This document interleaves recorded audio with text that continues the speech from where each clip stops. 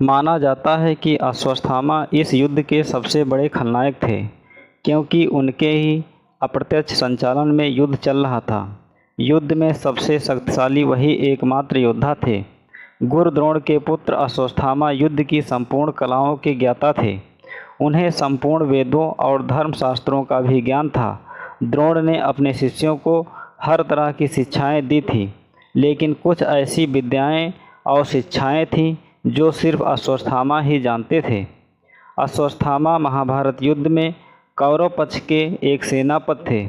उन्होंने भीमपुत्र घटोत्कच को परास्त किया तथा घटोत्कच पुत्र अंजनपर्वा का वध किया। उसके अतिरिक्त द्रुपद कुमार, शत्रुंजय, बलानिक, जयानिक, जयास तथा राजा सुत्राह को भी मार डाला था। उन्होंने कुंती भोज के 10 पुत्रों का वध किया। जब पिता पुत्र की जोड़ी द्रोण अश्वत्थामा से महाभारत युद्ध में पांडवों की सेना में भय व्याप्त हो गया और सेना तितर-बितर हो गई थी, तब पांडवों की सेना की हार देखकर श्री कृष्ण ने युधिष्ठिर से छल नीति का सहारा लेने को कहा, लेकिन युधिष्ठिर इसके लिए तैयार नहीं हुए। सभी के कहने पर युधिष्ठिर मान गए। इस योजना के तहत युद्ध भूमि पर यह बात फैला दी गई कि अश्वत्थामा मारा गया। जब गुरु द्रोणाचार्य ने धर्मराज युधिष्ठिर से अश्वत्थामा के मारे जाने की सत्यता जाननी चाहिए, क्योंकि द्रोणाचार्य जानते थे कि युधिष्ठिर कभी झूठ नहीं बोलेंगे, तो युधिष्ठिर ने जवाब दिया, हाँ, अश्वत्थामा मारा गया, परंतु हाथी। जब युधिष्ठिर के मुख से हाथी शब्द निकला, तब श्री कृष्ण ने उसी समय जोर से शंखनाद कर दिया, जिसके शोर से गुरु द्रोणाचार्य आखिरी शब्द हाथी नहीं सुन पाए और वे अपने प्रिय पुत्र अश्वत्थामा की मृत्यु का समाचार सुनकर हताश हो गए और उन्होंने अपने शस्त्र त्याग दिए और युद्ध भूमि में आंखें बंद कर शोक अवस्था में भूमि पर बैठ गए। गुरु द्रोणाचार्य को इस अवस्था में देखकर द्रौपदी के भाई धृष्टद्युम्न ने तलवार से उनका सिर काट डाला। यह युद्ध की सबसे भयंकर घटना थी। इस छल ने अश्वत्थामा को क्रोधित कर दिया। अश्वत्थामा ने द्रोणाचार्य वध के पश्चात अपने पिता की निर्मम हत्या का बदला लेने के लिए पांडवों पर नारायण अस्त्र का प्रयोग किया, जिसके चलते पांडवों की सारी सेना मारी जाती है। कृष्ण ने पांडवों से कहा कि तुम तुरंत ही रथ से उतरकर इस नारायणास्त्र की शरण में चले जाओ, यही बचने का एकमात्र उपाय है। सभी पांडव भूमि पर घुटने टेक कर हाथ जोड़कर बैठ जाते हैं। नारायण अस्त्र का प्रतिशोध नहीं करने से सभी बच जाते हैं। यह युद्ध का अंतिम दौर चल रहा था। दुर्योधन की जान संकट में पड़ गई थी। वह भीम से गदा युद्ध हार गया था। दुर्योधन के हारते ही पांडवों की जीत पक्की हो गई थी। सभी पांडव खेमे के लोग जीत की खुशी मना रहे थे। अश्वत्थामा दुर्योधन की यह हालत देखकर और भी दुखी हो जाता है। एक उल्लू रात्रि के समय में कौवे पर हमला कर देता है और एक ही उल्लू उन सभी कौवे को मार देता है।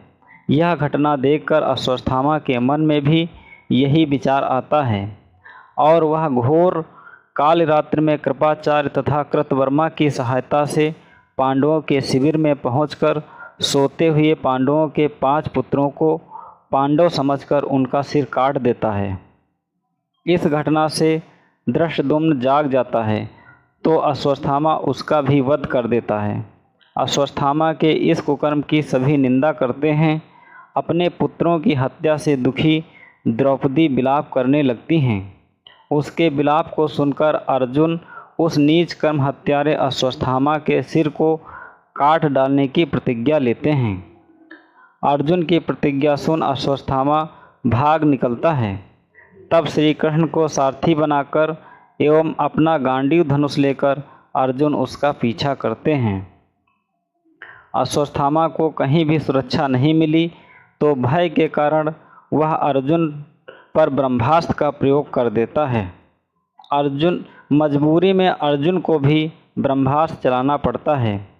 ऋषियों की प्रार्थना पर अर्जुन तो अपना ब्रह्मास्त्र वापस ले लेते हैं, लेकिन अश्वत्थामा अपना ब्रह्मास्त्र अभिमन्यु की विधवा उत्तरा की कोख की तरफ मोड़ देता है, क्योंकि उसको ब्रह्मास्त्र वापस लेना नहीं आता है। कृष्ण अपनी शक्ति से उत्तरा के गर्भ को बचा लेते हैं। अंत में श्री कृष्ण बोलते हैं, अर्जुन, धर्मात्मा सोए हुए, असावधान, मतवाले, पागल, अज्ञानी, रथहीन, स्त्री तथा बालक को मारना धर्म के अनुसार वर्जित है। इसने धर्म के विरुद्ध आचरण किया है, सोए हुए निरपराध बालकों की हत्या की है। जीवित रहेगा तो पुनः पाप करेगा, अतः तत्काल इसका वध करके और इसका कटा हुआ सिर द्रौपदी के सामने रखकर अपनी प्रतिज्ञा पूरी करो। श्री कृष्ण के इन वचनों को सुनने के बाद भी अर्जुन को अपने गुरुपुत्र पर दया आ गई और उन्होंने अश्वत्थामा को जीवित ही शिविर में ले जाकर द्रौपदी के समक्ष खड़ा कर दिया। पशु की तरह बंधे हुए गुरुपुत्र को देखकर द्रौपदी ने कहा, हे आर्यपुत्र, ये गुरुपुत्र तथा ब्राह्मण है। ब्राह्मण सदा पूजनीय होता है और उसकी हत्या करना पाप है। आपने इनके पिता से इन अपूर्व शस्त्र शास्त्रों का ज्ञान प्राप्त किया है। पुत्र के रूप में आचार्य द्रोण ही आपके सम्मुख बंदी रूप में खड़े हैं। इनका वध करने से इनकी माता कृपी मेरी तरह ही व्याकुल होकर पुत्र शोक में विलाप करेंगी। पुत्र से विशेष मोह होने के कारण ही वह द्रोणाचार्य के साथ सती नहीं हुई। कृपी की आत्मा निरंतर मुझे कोसेगी। इनके वध करने से मेरे मृत पुत्र लौट कर तो नहीं आ सकते, अतः आप इन्हें मुक्त कर दीजिए। द्रौपदी के इन धर्मयुक्त वचनों को सुनकर सभी ने उसकी प्रशंसा की। इस पर श्री कृष्ण ने कहा, हे अर्जुन, शास्त्रों के अनुसार पतित ब्राह्मण का वध भी पाप है और अताताई को दंड ना देना भी पाप है, अतः तुम वही करो जो उचित है। उनकी बात को समझकर अर्जुन ने अपनी तलवार से अश्वत्थामा के सिर के केस काट डाले और उसके मस्तक की मड़ निकाल ली। मड़ निकल जाने से वह श्रीहीन हो गया। बाद में श्री कृष्ण ने अश्वत्थामा को 6000 साल तक इसी अवस्था में भटकने का शाप दिया। अंत में अर्जुन ने उसे उसी अपमानित अवस्था में शिविर से बाहर निकाल दिया। कहते हैं अश्वत्थामा आज भी जीवित है। तो मित्रों, यह वीडियो अगर आपको अच्छी लगी हो तो वीडियो को लाइक करें, शेयर करें। अगर आप हमारे चैनल पर नए हैं तो हमारे चैनल को सब्सक्राइब करें, क्योंकि ऐसी वीडियो हम लाते रहते हैं। धन्यवाद। जय श्री कृष्णा, राधे राधे। फिर मिलेंगे एक नई वीडियो के साथ। नमस्कार।